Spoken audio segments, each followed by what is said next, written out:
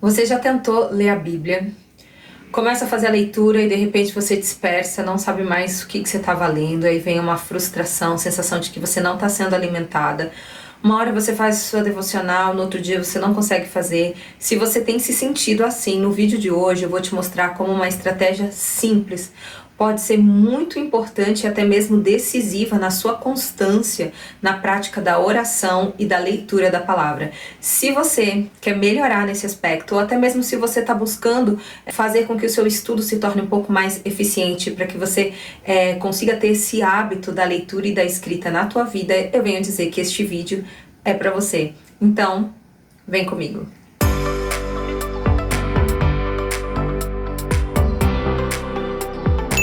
Meu nome é Thalita Alves, eu sou serva do Senhor Jesus Cristo. É um prazer ter você aqui no meu canal Vida em Meio ao Caos. Quero te pedir para se inscrever no @Thalita Alves Brasil no Instagram e também aqui nesse canal, para que ele possa crescer e que a palavra possa chegar às outras pessoas também. Bom, sem perder muito tempo, qual foi uma estratégia que para mim ela foi fundamental na constância da prática da leitura, da oração e do estudo da palavra de Deus? Uma coisa chamada isso mesmo, escrivaninha. Eu simplesmente, desde a minha época de infância, eu era acostumada, morei no Nordeste, né, dos 5 até os 11 anos, e eu me lembro daquele calor, né, terrível. Eu morava em São Luís e a gente tinha o costume de estudar naquele piso gelado, né, aquele piso frio, porque promovia aquele frescor, e eu me lembro que várias vezes eu colocava os cadernos ali, debruçada na sala enquanto passava gente indo e voltando, porta aberta, ruído da televisão, do som, das pessoas falando no corredor, e eu achava que, enfim, fui criada assim, eu achava que aquilo era uma maneira certa de estudar. Na verdade, conforme eu fui amadurecendo, eu fui percebendo que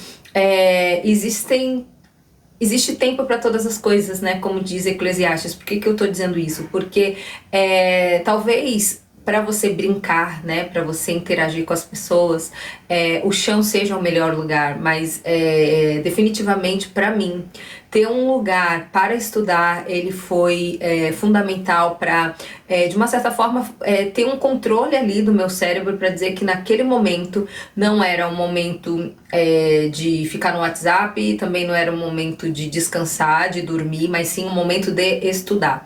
E aí, durante boa parte da minha vida, enfim, do início da minha adolescência, do meu tempo de ensino médio, eu estudava simplesmente deitada na cama, deitada no sofá, e isso foi se perpetuando. Óbvio, se você for falar, Thalita, isso fez com que você deixasse de ser uma boa profissional ou de cursar uma boa faculdade? Não, mas eu percebia que, principalmente no cursinho, que as pessoas tinham muito mais facilidade para ficarem ali sentadas numa mesa, e nesse período pré-vestibular eu fui observando como é bom ter um ritual, né? Como é bom ter essa disciplina do hábito de estudar sempre na mesma hora, no mesmo lugar, e ainda que você, né, eu não quero romantizar nesse momento de estudo, porque eu sei que existem pessoas que moram em 2 cômodos com 5, 6 pessoas dentro de uma casa, mas, ou de repente hoje em dia nas grandes cidades, tendo em vista que as pessoas querem ficar mais próximas do seu trabalho, elas moram, sei lá,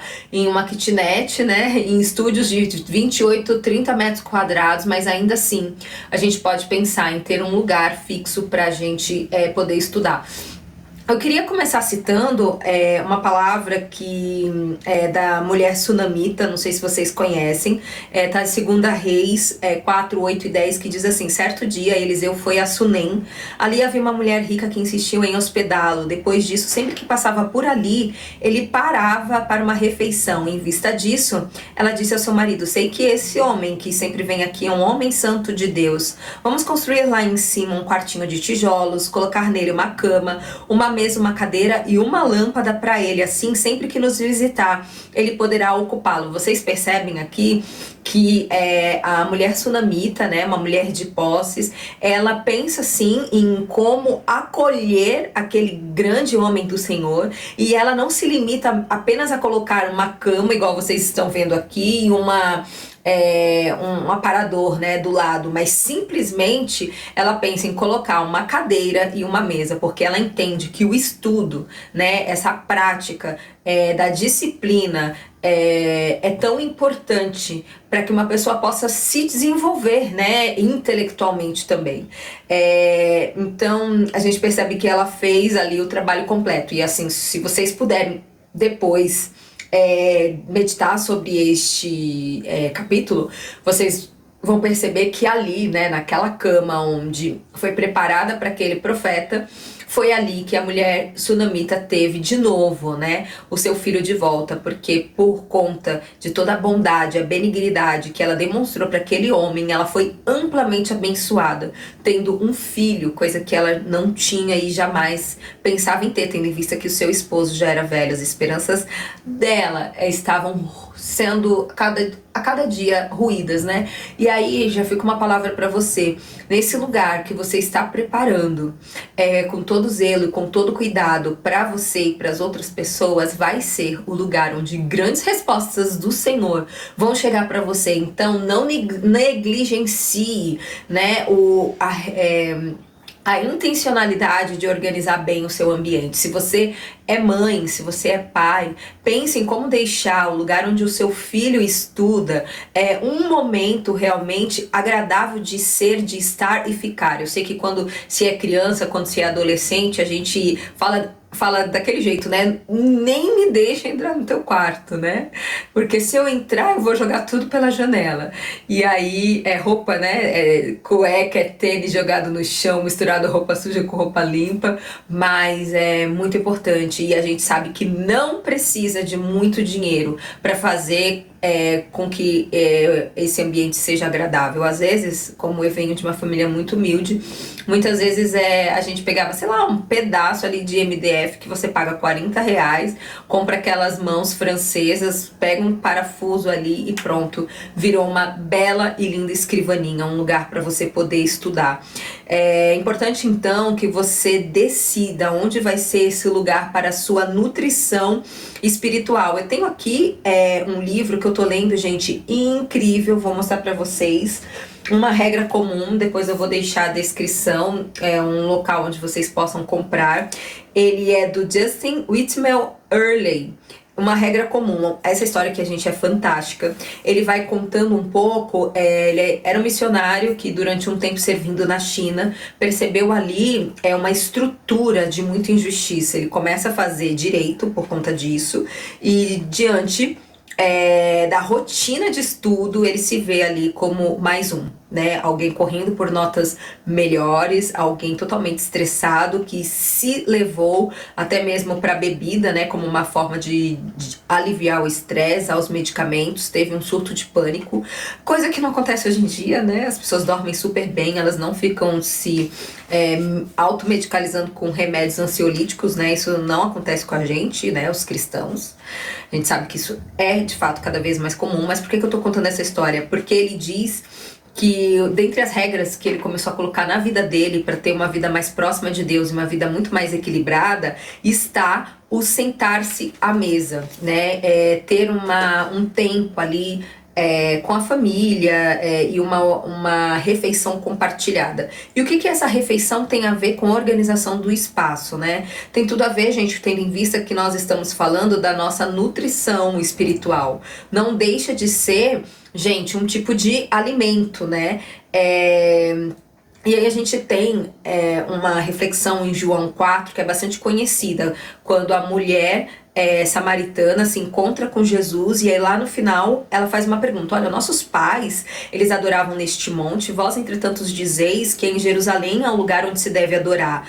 Só que Jesus lhe disse: mulher, podes crer-me que a hora vem, quando nem neste monte, nem em Jerusalém adorareis o Pai. Vós adorais o que não conheceis, nós adoramos o que conhecemos, porque a salvação vem dos judeus. Mas vem a hora, já chegou, em que os verdadeiros adoradores adorarão o Pai em espírito e em verdade, porque são estes que o Pai procura para seus adoradores. Deus é espírito, e importa que os seus adoradores o adorem em espírito e em verdade. Essa palavra claramente está dizendo assim. Veja, muitas vezes a gente se preocupa com a parte material, né? No entanto, a adoração, ela não se limita a um local específico. Então, de fato, não quer dizer que se você estiver num lugar organizado, Deus vai ouvir você muito mais do que se você estiver em pé no metrô, lotado, em que você está clamando para que o Senhor te dê forças para aquela reunião e para aturar aquele chefe chato. Claro que não, né? Mas eu tô falando, gente, de verdade, por uma experiência própria do quanto ter essa rotina de ter um lugar para estudar foi importante para mim, tá?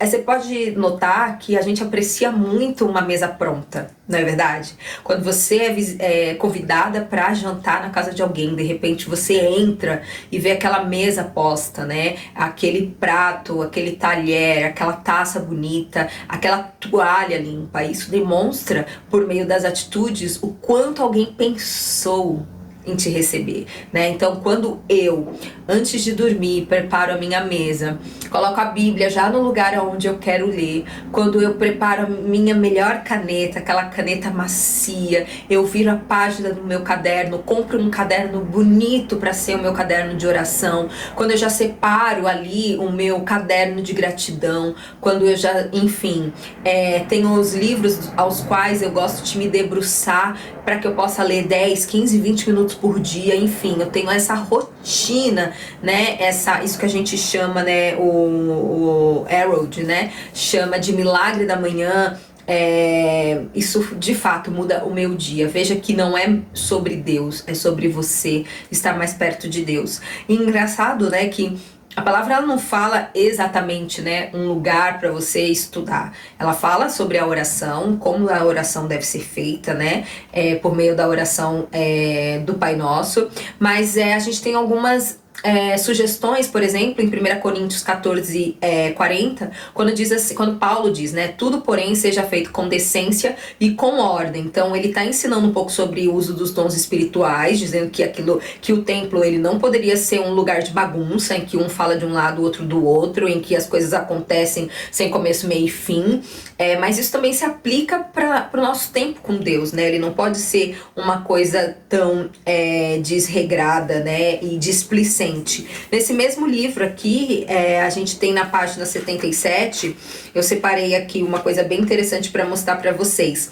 A forma como organizamos o nosso espaço afeta nosso jeito de estruturar as nossas relações. E assim como planejamos nossos horários em função da mesa, dispor o espaço doméstico em torno de uma mesa convidativa exige um imenso esforço. Então, essa mesa convidativa para você se alimentar, ela também pode ser pensada de uma forma análoga, né, como uma em semelhança, né, com o seu tempo de estudo.